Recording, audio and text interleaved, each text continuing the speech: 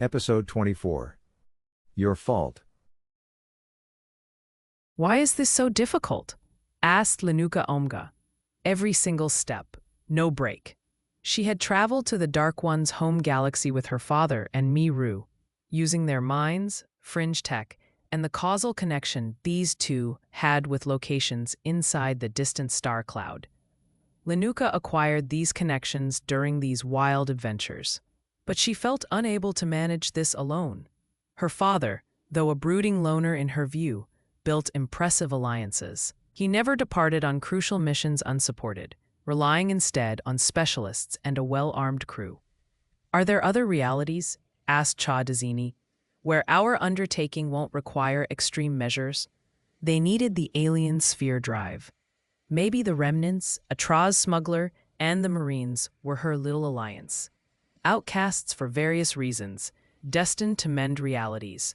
They had to travel together. She shook her head. This was crazy. Believe me, Commander. If I had seen any, we would have taken that path. I think this is a leftover from the causality war. The Vomimir's bombardment of the universal fabric has narrowed the cone of existence, leaving no scenarios advantageous to us. Had we allowed them to continue, there would be no room left for us to exist anywhere, anytime.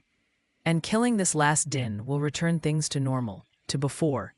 It will mend the tearing of space-time, which left entire realities disconnected. It won't turn our reality into an instant happy place. She forced a smile. But it will prevent it from getting any worse. Cha Dizini grabbed his automatic, strapping it over his armored shoulder in one continuous, well-rehearsed move. Let's get it done then, Shajas. Her smile continued, turning into a genuine one. Nothing beats you down, Commander. Let's put the smelly suits on and join the others. Linuka heard enthusiasm in her own voice. Either Cha's attitude was contagious, or she had simply needed a short break. The spacesuit was less awkward to slide into for the second time.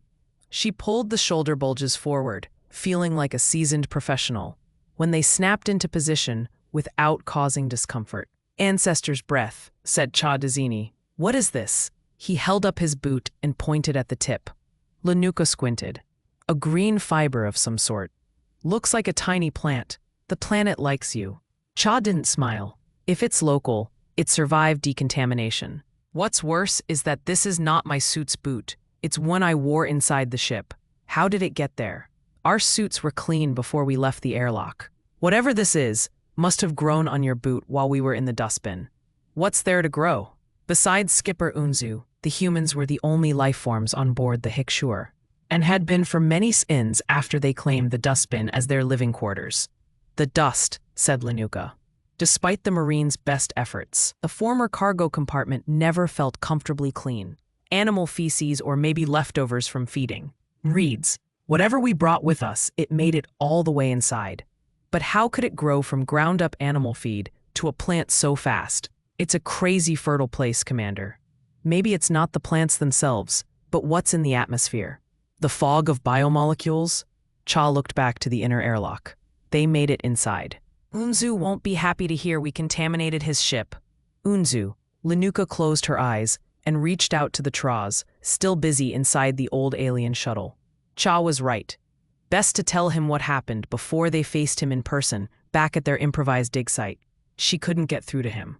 Her forehead wrinkled as she increased her focus. The Traz's mind registered Linuka's attempts, but it was too preoccupied. Pushing, bending, fighting. There is trouble on the shuttle site. What trouble, Shajis? The kind that made an adult Traz fight for his life. We need to go. They hurried the remaining suit components on. Cha yelled, Yotes, Xo, Biocon 1 protocol. Hold and await our return. He closed his helmet visor, shut the inner airlock, and looked at Linuka. Ready? She nodded. The suits prevented anything exceeding a jog.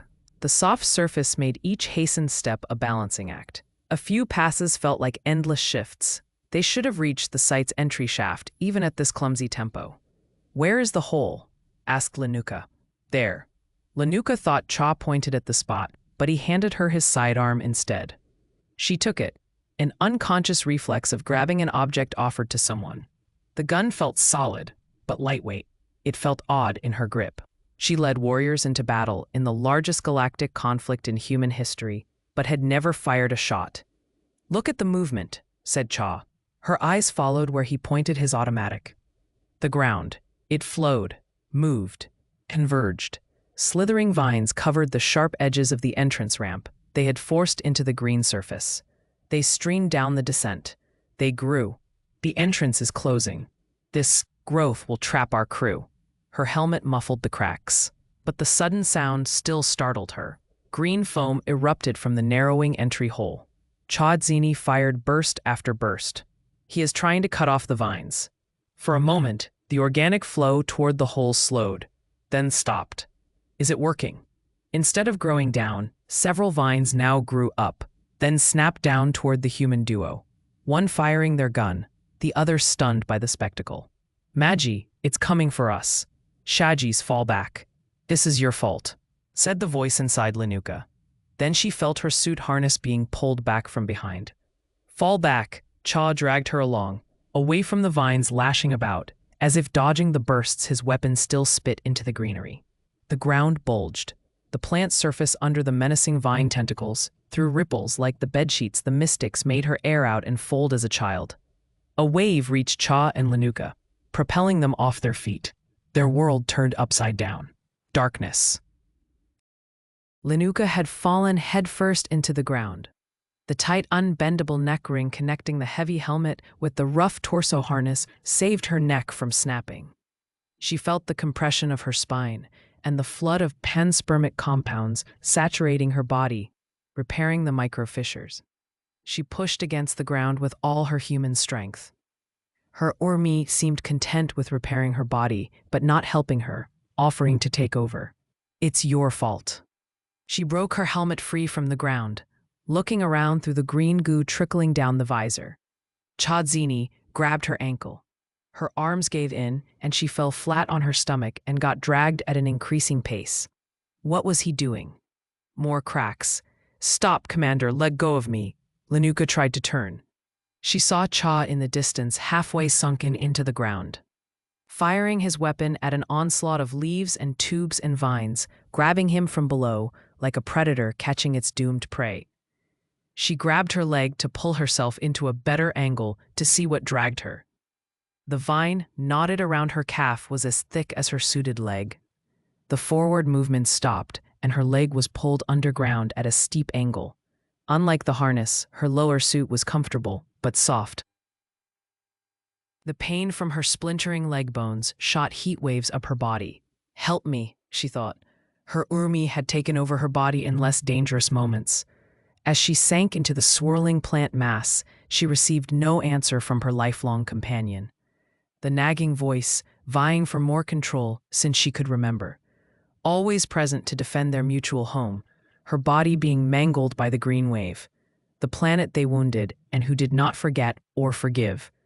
"It always saved me," she thought. "It doesn't want to die, unless it found a new home, a better host."